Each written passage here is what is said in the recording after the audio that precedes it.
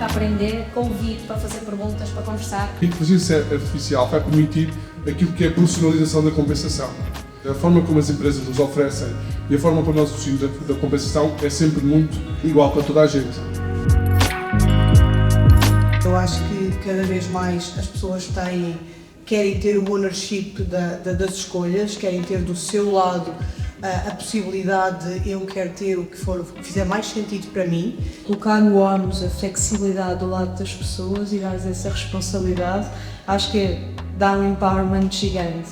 É algo que beneficia não só os colaboradores e cada um de nós, como também as próprias empresas.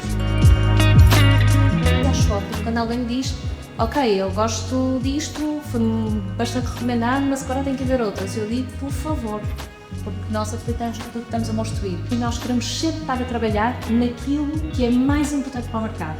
E é isso, eu estou a olhar por ter aqui.